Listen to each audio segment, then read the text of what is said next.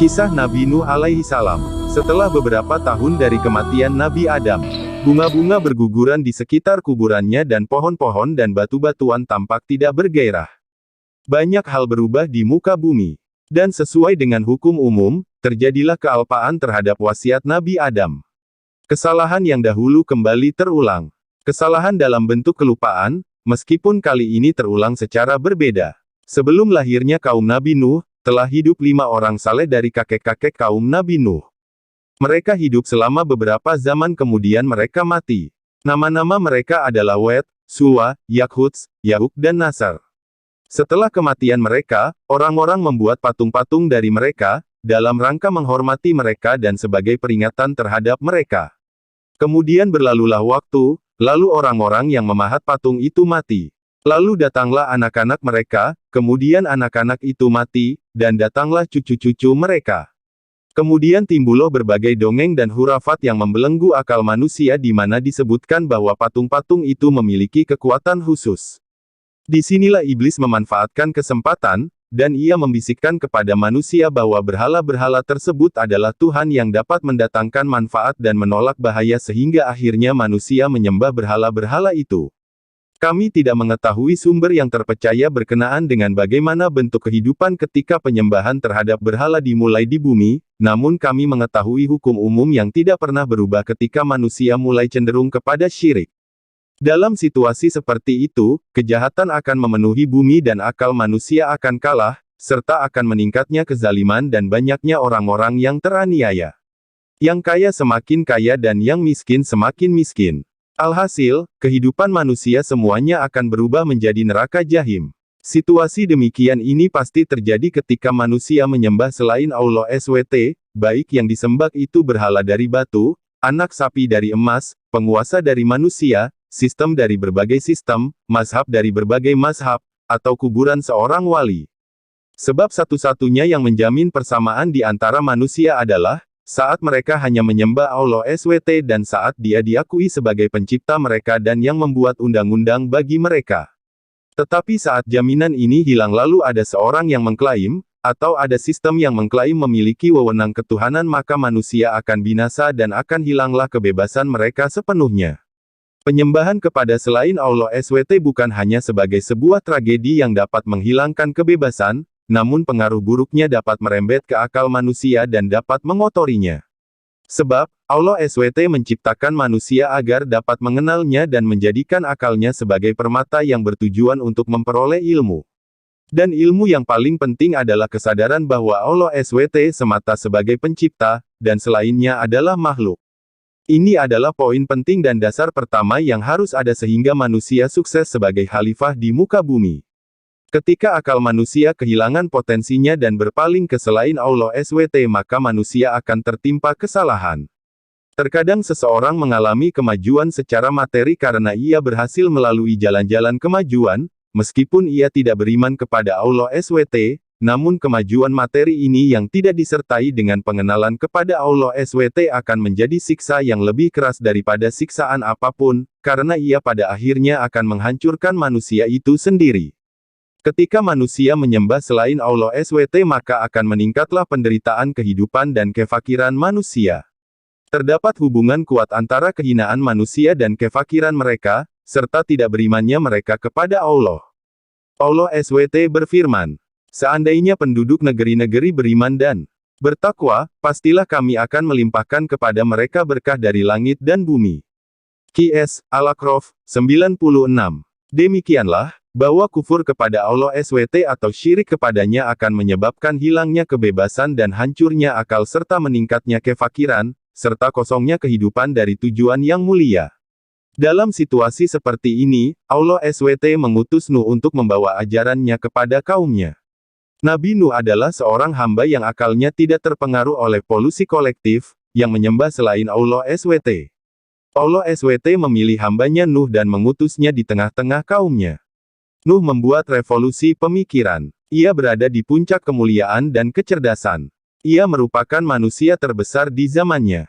Ia bukan seorang raja di tengah-tengah kaumnya, bukan penguasa mereka, dan bukan juga orang yang paling kaya di antara mereka. Kita mengetahui bahwa kebesaran tidak selalu berhubungan dengan kerajaan, kekayaan, dan kekuasaan. Tiga hal tersebut biasanya dimiliki oleh jiwa-jiwa yang hina. Namun kebesaran terletak pada kebersihan hati, kesucian nurani, dan kemampuan akal untuk mengubah kehidupan di sekitarnya. Nabi Nuh memiliki semua itu, bahkan lebih dari itu. Nabi Nuh adalah manusia yang mengingat dengan baik perjanjian Allah SWT dengan Nabi Adam dan anak-anaknya, ketika dia menciptakan mereka di alam atom. Berdasarkan fitrah, ia beriman kepada Allah SWT sebelum pengutusannya pada manusia. Dan semua nabi beriman kepada Allah SWT sebelum mereka diutus. Di antara mereka ada yang mencari Allah SWT seperti Nabi Ibrahim, ada juga di antara mereka yang beriman kepadanya dari lubuk hati yang paling dalam, seperti Nabi Musa, dan di antara mereka juga ada yang beribadah kepadanya dan menyendiri di Gua Hira, seperti Nabi Muhammad SAW. Terdapat sebab lain berkenaan dengan kebesaran Nabi Nuh. Ketika ia bangun, tidur, makan, minum, atau mengenakan pakaian, masuk atau keluar, ia selalu bersyukur kepada Allah SWT dan memujinya, serta mengingat nikmatnya dan selalu bersyukur kepadanya. Oleh karena itu, Allah SWT berkata tentang Nuh, sesungguhnya dia adalah hamba Allah yang banyak bersyukur. Qs. Al-Isra 3. Allah SWT memilih hambanya yang bersyukur dan mengutusnya sebagai nabi pada kaumnya. Nabi Nuh keluar menuju kaumnya dan memulai dakwahnya. Wahai kaumku, sembahlah Allah, sekali-kali tidak ada Tuhan bagimu selainnya. Sesungguhnya kalau kamu tidak menyembah Allah, aku takut kamu akan ditimpa azab hari yang besar. Qs. Al-A'raf 59. Dengan kalimat yang singkat tersebut, Nabi Nuh meletakkan hakikat ketuhanan kepada kaumnya dan hakikat hari kebangkitan. Di sana hanya ada satu pencipta yang berhak disembah. Di sana terdapat kematian, kemudian kebangkitan kemudian hari kiamat. Hari yang besar yang di dalamnya terdapat siksaan yang besar. Nabi Nuh menjelaskan kepada kaumnya bahwa mustahil terdapat selain Allah yang Maha Esa sebagai pencipta. Ia memberikan pengertian kepada mereka, bahwa setan telah lama menipu mereka dan telah tiba waktunya untuk menghentikan tipuan ini. Nuh menyampaikan kepada mereka, bahwa Allah SWT telah memuliakan manusia, Dia telah menciptakan mereka, memberi mereka rezeki, dan menganugerahi akal kepada mereka. Manusia mendengarkan dakwahnya dengan penuh kehusukan. Dakwah Nabi Nuh cukup mengguncangkan jiwa mereka. Laksana tembok yang akan roboh yang saat itu di situ ada seorang yang tertidur dan engkau menggoyang tubuhnya agar ia bangun. Barangkali ia akan takut dan ia marah meskipun engkau bertujuan untuk menyelamatkannya. Akar-akar kejahatan yang ada di bumi mendengar dan merasakan ketakutan. Pilar-pilar kebencian terancam dengan cinta ini yang dibawa oleh Nabi Nuh. Setelah mendengar dakwah Nabi Nuh, kaumnya terpecah menjadi dua kelompok, kelompok orang-orang lemah, orang-orang fakir, dan orang-orang yang menderita, di mana mereka merasa dilindungi dengan dakwah Nabi Nuh, sedangkan kelompok yang kedua adalah kelompok orang-orang kaya, orang-orang kuat, dan para penguasa di mana mereka menghadapi dakwah Nabi Nuh dengan penuh keraguan. Bahkan ketika mereka mempunyai kesempatan, mereka mulai melancarkan serangan untuk melawan Nabi Nuh.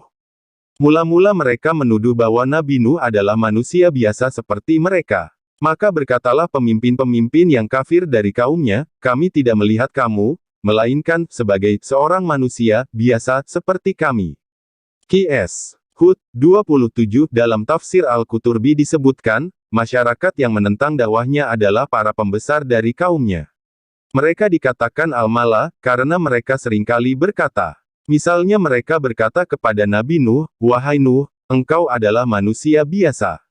Padahal Nabi Nuh juga mengatakan bahwa ia memang manusia biasa. Allah SWT mengutus seorang rasul dari manusia ke bumi karena bumi dihuni oleh manusia.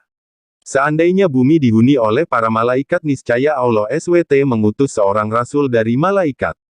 Berlanjutlah peperangan antara orang-orang kafir dan Nabi Nuh.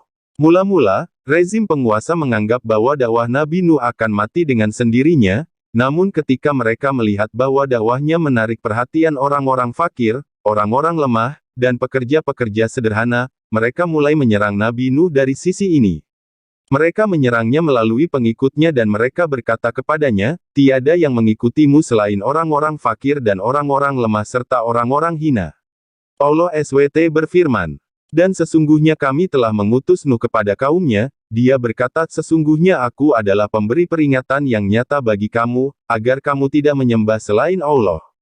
Sesungguhnya aku khawatir kamu akan ditimpa azab pada hari yang sangat menyedihkan.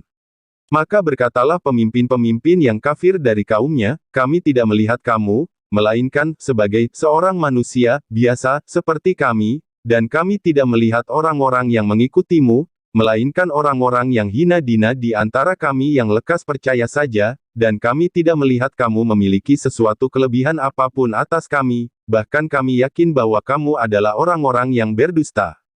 Qs. Hud, 25-27. Demikianlah telah berkecamuk pertarungan antara Nabi Nuh dan para bangsawan dari kaumnya. Orang-orang yang kafir itu menggunakan dalih persamaan dan mereka berkata kepada Nabi Nuh, dengarkan wahai Nuh, jika engkau ingin kami beriman kepadamu maka usirlah orang-orang yang beriman kepadamu. Sesungguhnya mereka itu orang-orang yang lemah dan orang-orang yang fakir, sementara kami adalah kaum bangsawan dan orang-orang kaya di antara mereka. Dan mustahil engkau menggabungkan kami bersama mereka dalam satu dakwah majelis. Nabi Nuh mendengarkan apa yang dikatakan oleh orang-orang kafir dari kaumnya, telah mengetahui bahwa mereka menentang. Meskipun demikian, ia menjawabnya dengan baik. Ia memberitahukan kepada kaumnya bahwa ia tidak dapat mengusir orang-orang mukmin, karena mereka bukanlah tamu-tamunya namun mereka adalah tamu-tamu Allah SWT. Rahmat bukan terletak dalam rumahnya di mana masuk di dalamnya orang-orang yang dikehendakinya dan terusir darinya orang-orang yang dikehendakinya, tetapi rahmat terletak dalam rumah Allah SWT di mana dia menerima siapa saja yang dikehendakinya di dalamnya. Allah SWT berfirman, berkata Nuh, hai kaumku, bagaimana pikiranmu, jika aku mempunyai bukti yang nyata dari Tuhanku, dan diberinya aku rahmat dari sisinya, tetapi rahmat itu disamarkan bagimu. Apa akan kami paksakankah kamu menerimanya, padahal kamu tidak menyukainya? Dan, dia berkata, hai kaumku, aku tidak meminta harta benda kepada kamu sebagai upah bagi seruanku. Upahku hanyalah dari Allah, dan aku sekali-kali tidak akan mengusir orang-orang yang telah beriman. Sesungguhnya mereka akan bertemu dengan Tuhannya, akan tetapi aku memandangmu suatu kaum yang tidak mengetahui. Dan, dia berkata, hai kaumku, siapakah yang dapat menolongku dari azab Allah jika aku mengusir mereka? Maka tidakkan kamu mengambil pelajaran? Dan aku tidak mengatakan kepada kamu, bahwa aku mempunyai gudang-gudang rezeki dan kekayaan dari Allah, dan aku tidak mengetahui hal yang gaib, dan tidak pula aku mengatakan, sesungguhnya aku adalah malaikat, dan tidak juga aku mengatakan kepada orang-orang yang dipandang hina oleh penglihatanmu, sekali-kali Allah tidak akan mendatangkan kebaikan kepada mereka. Allah lebih mengetahui apa yang ada pada mereka. Sesungguhnya aku kalau begitu benar-benar termasuk orang-orang yang lalim. Qs. Hud, 28-31. Nuh mematahkan semua argumentasi orang-orang kafir dengan logika para nabi yang mulia. Yaitu, logika pemikiran yang sunyi dari kesombongan pribadi dan kepentingan-kepentingan khusus. Nabi Nuh berkata kepada mereka bahwa Allah SWT telah memberinya agama, kenabian, dan rahmat. Sedangkan mereka tidak melihat apa yang diberikan Allah SWT kepadanya. Selanjutnya, ia tidak memaksakan mereka untuk mempercayai apa yang disampaikannya saat mereka membenci. Kalimat tauhid tiada Tuhan selain Allah tidak dapat dipaksakan atas seseorang. Ia memberitahukan kepada mereka bahwa ia tidak meminta imbalan dari mereka atas dakwahnya. Ia tidak meminta harta dari mereka sehingga memberatkan mereka. Sesungguhnya ia hanya mengharapkan pahala imbalan dari Allah SWT. Allah lah yang memberi pahala kepadanya. Nabi Nuh menerangkan kepada mereka bahwa ia tidak dapat mengusir orang-orang yang beriman kepada Allah SWT. Meskipun sebagai nabi, ia memiliki keterbatasan dan keterbatasan itu adalah tidak diberikannya hak baginya untuk mengusir orang-orang yang beriman karena dua alasan. Bahwa mereka akan bertemu dengan Allah SWT dalam keadaan beriman kepadanya, maka bagaimana ia akan mengusir orang yang beriman kepada Allah SWT, kemudian seandainya ia mengusir mereka, maka mereka akan menentangnya di hadapan Allah SWT. Ini berakibat pada pemberian pahala dari Allah SWT atas keimanan mereka dan balasannya atas siapapun yang mengusir mereka. Maka siapakah yang dapat menolong Nabi Nuh dari siksa Allah SWT seandainya ia mengusir mereka? Demikianlah Nabi Nuh menunjukkan bahwa permintaan kaumnya agar ia mengusir orang-orang mukmin adalah tindakan bodoh dari mereka. Nabi Nuh kembali menyatakan bahwa ia tidak dapat melakukan sesuatu yang di luar wewenangnya, dan ia memberitahu mereka akan kerendahannya dan kepatuhannya kepada Allah SWT. Ia tidak dapat melakukan sesuatu yang merupakan bagian dari kekuasaan Allah SWT, yaitu pemberian nikmatnya kepada hamba-hambanya yang dikehendakinya. Ia tidak mengetahui ilmu gaib, karena ilmu gaib hanya khusus dimiliki oleh Allah SWT. Ia juga memberitahukan kepada mereka bahwa ia bukan seorang raja, yakni kedudukannya bukan seperti kedudukan para malaikat. Sebagian ulama berargumentasi dari ayat ini bahwa para malaikat lebih utama daripada para nabi. Silakan melihat tafsir Qurtubi.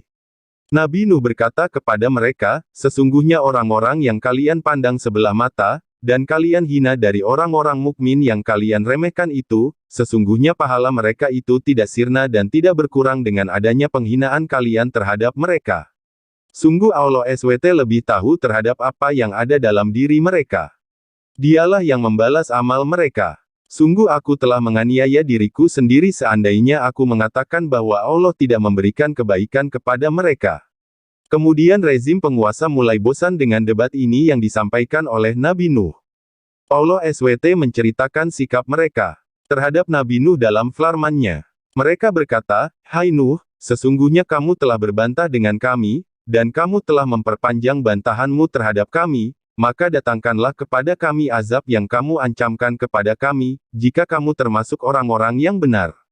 Nuh menjawab, hanyalah Allah yang akan mendatangkan azab itu kepadamu jika Dia menghendaki, dan kamu sekali-kali tidak dapat melepaskan diri. Dan tidaklah bermanfaat kepadamu nasihatku jika aku hendak memberi nasihat kepada kamu, sekiranya Allah hendak menyesatkan kamu. Dia adalah Tuhanmu, dan kepadanya-lah kamu dikembalikan. Qs. Hud, 32-34. Nabi Nuh menambahkan bahwa mereka tersesat dari jalan Allah SWT. Allah lah yang menjadi sebab terjadinya segala sesuatu, namun mereka memperoleh kesesatan disebabkan oleh ikhtiar mereka dan kebebasan mereka serta keinginan mereka. Dahulu iblis berkata, karena engkau telah menghukum saya tersesat. Qs. Al-A'raf, 16. Secara zahir tampak bahwa makna ungkapan itu berarti Allah lah yang menyesatkannya, padahal hakikat adalah bahwa Allah SWT telah memberinya kebebasan dan kemudian Dia akan meminta pertanggungjawabannya. Kita tidak sependapat dengan pandangan Al-Qadariyah, Al-Mu'tazilah, dan Imamiyah. Mereka berpendapat bahwa keinginan manusia cukup sebagai kekuatan untuk melakukan perbuatannya, baik berupa ketaatan maupun kemaksiatan. Karena bagi mereka, manusia adalah pencipta perbuatannya. Dalam hal itu, ia tidak membutuhkan Tuhannya. Kami tidak mengambil pendapat mereka secara mutlak. Kami berpendapat bahwa manusia memang menciptakan perbuatannya namun ia membutuhkan bantuan Tuhannya dalam melakukannya. 1. Alhasil, Allah SWT mengerahkan setiap makhluk sesuai dengan arah penciptaannya, baik pengarahan itu menuju kebaikan atau keburukan. Ini termasuk kebebasan sepenuhnya. Manusia memilih dengan kebebasannya kemudian Allah SWT mengerahkan jalan menuju pilihannya itu.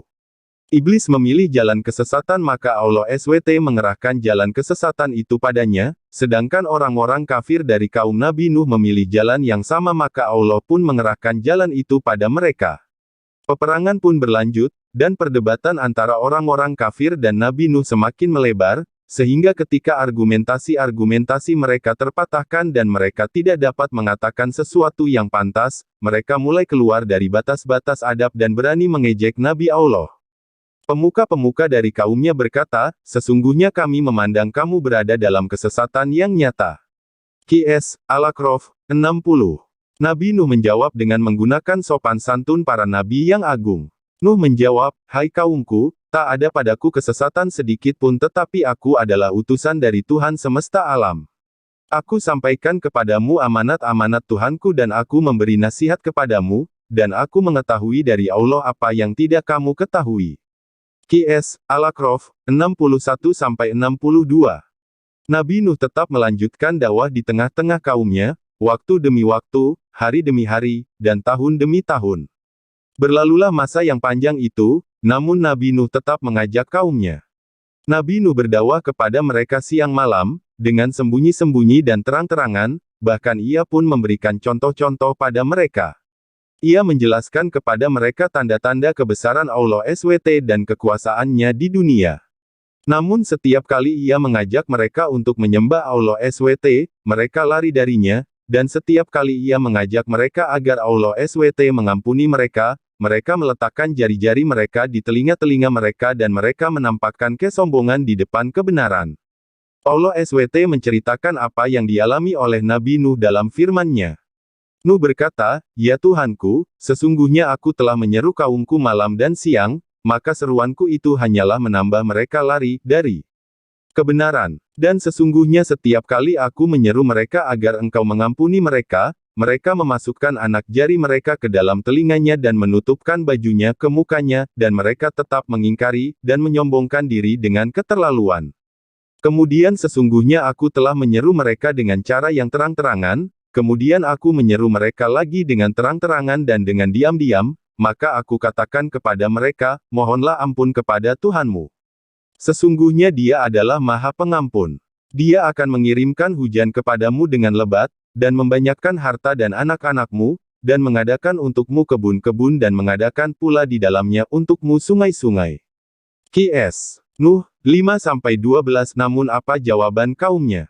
Nuh berkata, "Ya Tuhanku, sesungguhnya mereka telah mendurhakaiku, dan telah mengikuti orang-orang yang harta dan anak-anaknya tidak menambah kepadanya melainkan kerugian belaka. Mereka telah melakukan tipu daya yang amat besar.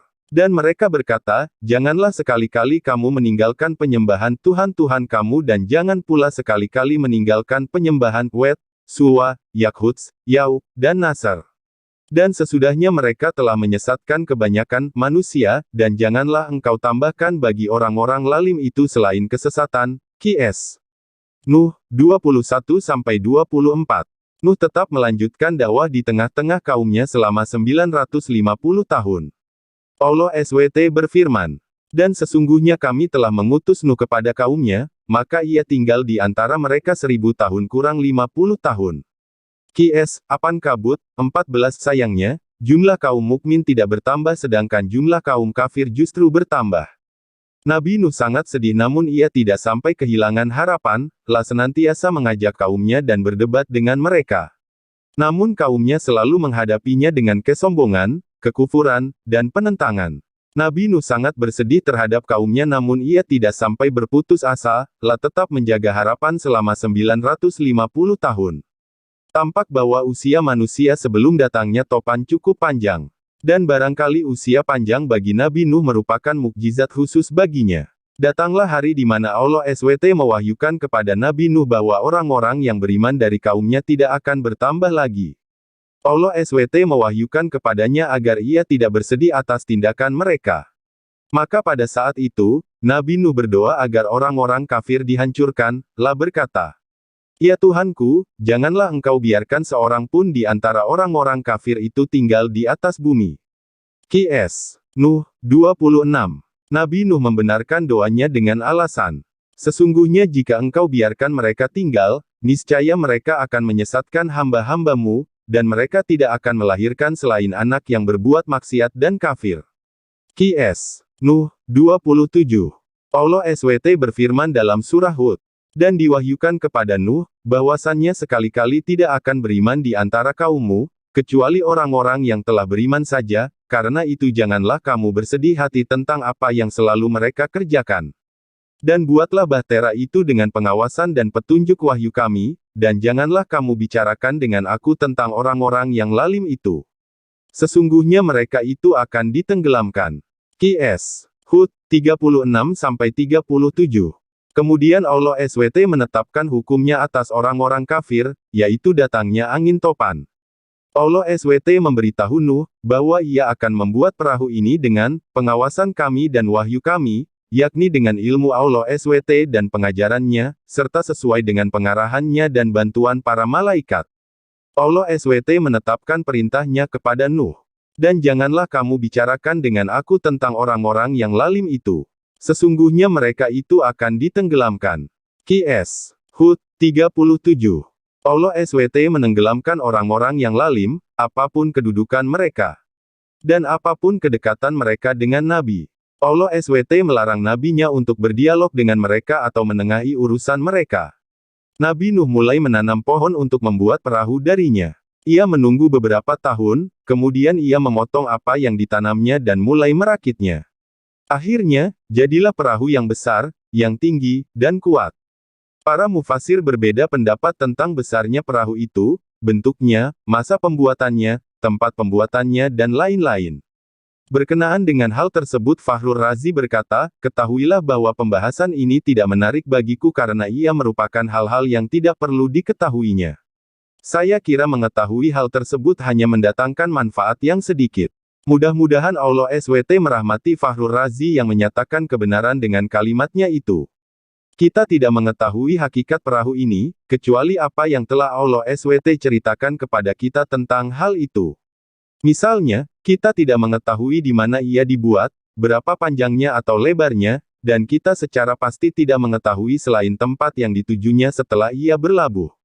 Allah SWT tidak memberikan keterangan secara detail berkenaan dengan hal tersebut yang tidak memberikan kepentingan pada kandungan cerita dan tujuannya yang penting. Nabi Nuh mulai membangun perahu, lalu orang-orang kafir lewat di depannya saat ia dalam keadaan serius membuat perahu. Saat itu, cuaca atau udara sangat kering, dan di sana tidak terdapat sungai atau laut yang dekat. Bagaimana perahu ini akan berlayar wahai Nuh? Apakah ia akan berlayar di atas tanah? Di manakah air yang memungkinkan bagi perahumu untuk berlayar? Sungguh Nuh telah gila. Orang-orang kafir semakin tertawa terbahak-bahak dan semakin mengejek Nabi Nuh. Puncak pertentangan dalam kisah Nabi Nuh tampak dalam masa ini. Kebatilan mengejek kebenaran dan cukup lama menertawakan kebenaran. Mereka menganggap bahwa dunia adalah milik mereka dan bahwa mereka akan selalu mendapatkan keamanan dan bahwa siksa tidak akan terjadi. Namun anggapan mereka itu tidak terbukti. Datangnya angin topan menjungkir balikkan semua perkiraan mereka. Saat itu, orang-orang mukmin mengejek balik orang-orang kafir dan ejekan mereka adalah kebenaran. Allah SWT berfirman, dan mulailah Nuh membuat bahtera itu. Dan setiap kali pemimpin kaumnya berjalan melewati Nuh, mereka mengejeknya. Berkatalah Nuh, jika kamu mengejek kami, maka sesungguhnya kami pun akan mengejekmu sebagaimana kamu sekalian mengejek kami. Kelak kamu akan mengetahui siapa yang akan ditimpa oleh azab yang menghinakan dan yang akan ditimpa azab yang kekal. Qs. Hud, 38-39. Selesailah pembuatan perahu dan duduk menunggu perintah Allah SWT. Allah SWT mewahyukan kepada Nabi Nuh bahwa jika ada yang mempunyai dapur, maka ini sebagai tanda dimulainya angin topan. Disebutkan bahwa tafsiran dari etanur ialah oven alat untuk memanggang roti, yang ada di dalam rumah Nabi Nuh. Jika keluar darinya air dan ia lari maka itu merupakan perintah bagi Nabi Nuh untuk bergerak. Maka pada suatu hari tanur itu mulai menunjukkan tanda-tandanya dari dalam rumah Nabi Nuh, lalu Nabi Nuh segera membuka perahunya dan mengajak orang-orang mukmin untuk menaikinya. Jibril turun ke bumi. Nabi Nuh membawa burung, binatang buas, binatang yang berpasang-pasangan, sapi, gajah, semut, dan lain-lain. Dalam perahu itu, Nabi Nuh telah membuat kandang binatang buas. Jibril menggiring setiap dua binatang yang berpasangan agar setiap spesies binatang tidak punah dari muka bumi. Ini berarti bahwa angin topan telah menenggelamkan bumi semuanya, kalau tidak demikian maka buat apa ia harus mengangkut jenis binatang-binatang itu. Binatang-binatang mulai menaiki perahu itu beserta orang-orang yang beriman dari kaumnya. Jumlah orang-orang mukmin sangat sedikit. Allah SWT berfirman, hingga, apabila perintah kami datang dan tanur telah memancarkan air, kami berfirman, muatkanlah ke dalam bahtera itu dari masing-masing binatang sepasang, jantan dan betina, dan keluargamu kecuali orang yang terdahulu ketetapan terhadapnya dan muatkanlah pula orang-orang yang beriman. Dan tidak beriman bersama Nuh itu kecuali sedikit. Qs. Hud, 40 istri Nabi Nuh tidak beriman kepadanya sehingga ia tidak ikut menaiki perahu, dan salah satu anaknya menyembunyikan kekafirannya dengan menampakkan keimanan di depan Nabi Nuh, dan ia pun tidak ikut menaikinya. Mayoritas manusia saat itu tidak beriman sehingga mereka tidak turut berlayar. Hanya orang-orang mukmin yang mengarungi lautan bersamanya. Ibnu Abbas berkata, terdapat 80 orang dari kaum Nabi Nuh yang beriman kepadanya. Air mulai meninggi yang keluar dari celah-celah bumi. Tiada satu celah pun di bumi kecuali keluar air darinya. Sementara dari langit turunlah hujan yang sangat deras yang belum pernah turun hujan dengan curah seperti itu di bumi, dan tidak akan ada hujan seperti itu sesudahnya. Lautan semakin bergolak dan ombaknya menerpa apa saja dan menyapu bumi. Perut bumi bergerak dengan gerakan yang tidak wajar sehingga bola bumi untuk pertama kalinya tenggelam dalam air sehingga ia menjadi bola air. Allah SWT berfirman, "Maka kami bukakan pintu-pintu langit dengan menurunkan air yang tercurah. Dan kami jadikan bumi memancarkan mata air maka bertemulah air-air itu untuk satu urusan yang sungguh telah ditetapkan. Dan kami angkut Nuh ke atas bahtera, yang terbuat dari papan dan paku." Qs. Al-Qamar, 11-13. Air meninggi di atas kepala manusia, dan ia melampaui ketinggian pohon, bahkan puncak gunung. Akhirnya, permukaan bumi diselimuti dengan air. Ketika mula-mula datang topan, Nabi Nuh memanggil-manggil putranya. Putranya itu berdiri agak jauh darinya. Nabi Nuh memanggilnya dan berkata, "Hai anakku, naiklah ke kapal bersama kami dan janganlah kamu berada bersama orang-orang yang kafir."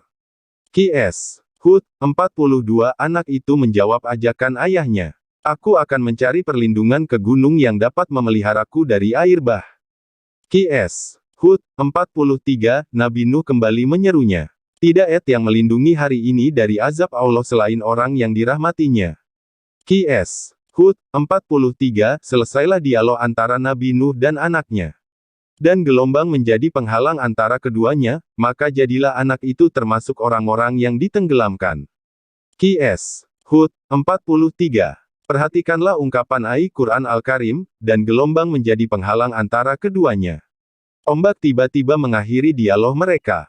Nabi Nuh mencari, namun ia tidak mendapati anaknya. Ia tidak menemukan selain gunung ombak yang semakin meninggi dan meninggi bersama perahu itu. Nabi Nuh dapat melihat segala sesuatu selain air. Allah SWT berkehendak, sebagai rahmat darinya, untuk menenggelamkan si anak jauh dari penglihatan si ayah. Inilah kasih sayang Allah SWT terhadap si ayah. Anak Nabi Nuh mengira bahwa gunung akan mencegahnya dari kejaran air namun ia pun terkejar dan tenggelam. Angin topan terus berlanjut dan terus membawa perahu Nabi Nuh. Setelah berlalu beberapa saat, pemandangan tertuju kepada bumi yang telah musnah sehingga tiada kehidupan kecuali sebagian kayu yang darinya Nabi Nuh membuat perahu di mana ia menyelamatkan orang-orang mukmin, begitu juga berbagai binatang yang ikut bersama mereka. Adalah hal yang sulit bagi kita untuk membayangkan kedahsyatan topan itu. Yang jelas, ia menunjukkan kekuasaan pencipta. Perahu itu berlayar dengan mereka dalam ombak yang laksana gunung. Sebagian ilmuwan meyakini bahwa terpisahnya beberapa benua dan terbentuknya bumi dalam rupa seperti sekarang adalah sebagai akibat dari topan yang dahulu. Topan yang dialami oleh Nabi Nuh terus berlanjut dalam beberapa zaman, di mana kita tidak dapat mengetahui batasnya. Kemudian datanglah perintah ilahi agar langit menghentikan hujannya dan agar bumi tetap tenang dan menelan air itu, dan agar kayu-kayu perahu berlabuh di Al-Judi, yaitu nama suatu tempat di zaman dahulu. Ada yang mengatakan bahwa ia adalah gunung yang terletak di Irak. Dengan datangnya perintah ilahi, bumi kembali menjadi tenang dan air menjadi surut. Topan telah menyucikan bumi dan membasuhnya. Allah SWT berfirman, dan difirmankan, "Hai bumi telanlah airmu, dan hai langit hujan berhentilah, dan air pun disurutkan, perintah pun diselesaikan dan bahtera itu pun berlabuh di atas Bukit Cudi. Dan dikatakan, binasalah orang-orang yang lalim." Qs. Hud, 44. Dan air pun disurutkan, yakni air berkurang dan kembali ke celah-celah bumi. Segala urusan telah diputuskan dan orang-orang kafir telah hancur sepenuhnya. Dikatakan bahwa Allah SWT memandulkan rahim-rahim wanita selama 40 tahun sebelum datangnya topan, karena itu tidak ada yang terbunuh seorang anak bayi atau anak kecil. Firman-Nya, dan bahtera itu pun berlabuh di atas Bukit Judi, yakni ia berlabuh di atasnya. Disebutkan bahwa hari itu bertepatan dengan hari Asyura, hari ke-10 dari bulan Muharram. Lalu Nabi Nuh berpuasa dan memerintahkan orang-orang yang bersamanya untuk berpuasa juga. Dikatakan, binasalah orang-orang yang lalim, yakni kehancuran bagi mereka. Topan menyucikan bumi dari mereka dan membersihkannya. Lenyaplah peristiwa yang mengerikan dengan lenyapnya topan. Dan berpindahlah pergulatan dari ombak ke jiwa Nabi Nuh. Ia mengingat anaknya yang tenggelam. Nabi Nuh tidak mengetahui saat itu bahwa anaknya menjadi kafir. Ia menganggap bahwa anaknya sebagai seorang mukmin yang memilih untuk menyelamatkan diri dengan cara berlindung kepada gunung. Namun ombak telah mengakhiri percakapan keduanya sebelum mereka menyelesaikannya. Nabi Nuh tidak mengetahui seberapa jauh bagian keimanan yang ada pada anaknya. Lalu bergeraklah naluri kasih sayang dalam hati sang ayah. Allah SWT berfirman. Dan Nuh berseru kepada Tuhannya sambil berkata, "Ya Tuhanku, sesungguhnya anakku termasuk keluargaku, dan sesungguhnya janji Engkau itulah yang benar. Dan Engkau adalah hakim yang seadil-adilnya." Qs. Hud, 45. Nuh ingin berkata kepada Allah SWT bahwa anaknya termasuk dari keluarganya yang beriman dan dia menjanjikan untuk menyelamatkan keluarganya yang beriman. Allah SWT berkata dan menjelaskan kepada Nuh keadaan sebenarnya yang ada pada anaknya. "Hai Nuh, sesungguhnya dia bukanlah termasuk keluargamu, yang dijanjikan akan diselamatkan. Sesungguhnya perbuatannya tidak baik. Sebab itu, janganlah kamu memohon kepadaku sesuatu yang kamu tidak mengetahui hakikat. Aku memperingatkan kepadamu supaya kamu jangan termasuk orang-orang yang tidak berpengetahuan." Qs. Hud, 46. Al-Qurtubi berkata, menukil dari guru-gurunya dari kalangan ulama, ini adalah pendapat yang kami dukung, anaknya berada di sisinya, yakni bersama Nabi Nuh dan dalam dugaannya ia seorang mukmin. Nabi Nuh tidak berkata kepada Tuhannya, "Sesungguhnya anakku termasuk keluargaku," kecuali karena ia memang menampakkan hal yang demikian kepadanya. Sebab, mustahil ia meminta kehancuran orang-orang kafir kemudian ia meminta agar sebagian mereka diselamatkan. Anaknya menyembunyikan kekufuran dan menampakkan keimanan.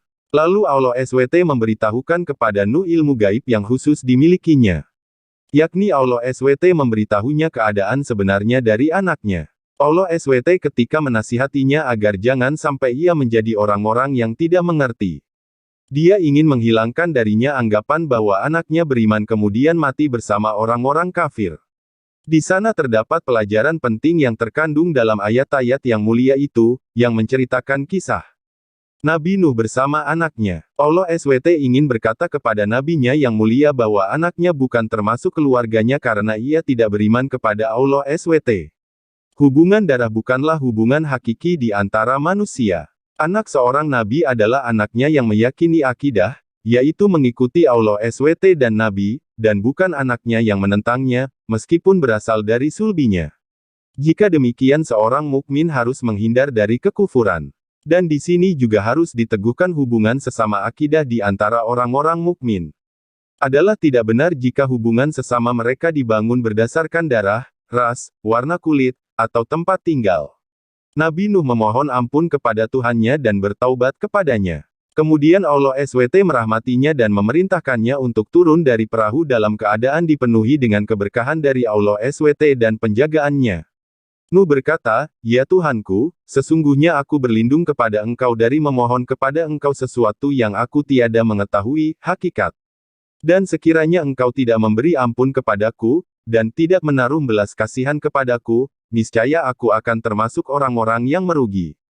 Qs. Hud, 47 difirmankan, "Hai Nuh, turunlah dengan selamat dan penuh keberkatan dari kami atasmu dan atas umat-umat yang beriman, dari orang-orang yang bersamamu." Qs. Hud, 48. Nabi Nuh turun dari perahunya dan ia melepaskan burung-burung dan binatang-binatang buas sehingga mereka menyebar ke bumi. Setelah itu, orang-orang mukmin juga Nabi Nuh meletakkan dahinya ke atas tanah dan bersujud. Saat itu bumi masih basah karena pengaruh topan. Nabi Nuh bangkit setelah salatnya dan menggali pondasi untuk membangun tempat ibadah yang agung bagi Allah SWT. Orang-orang yang selamat menyalakan api dan duduk-duduk di sekelilinginya. Menyalakan api sebelumnya dilarang di dalam perahu karena dikhawatirkan api akan menyentuh kayu-kayunya dan membakarnya. Tak seorang pun di antara mereka yang memakan makanan yang hangat selama masa topan. Berlalulah hari puasa sebagai tanda syukur kepada Allah SWT. Al-Quran tidak lagi menceritakan kisah Nabi Nuh setelah topan sehingga kita tidak mengetahui bagaimana peristiwa yang dialami Nabi Nuh bersama kaumnya. Yang kita ketahui atau yang perlu kita tegaskan bahwa Nabi Nuh mewasiatkan kepada putra-putranya saat ia meninggal agar mereka hanya menyembah Allah SWT.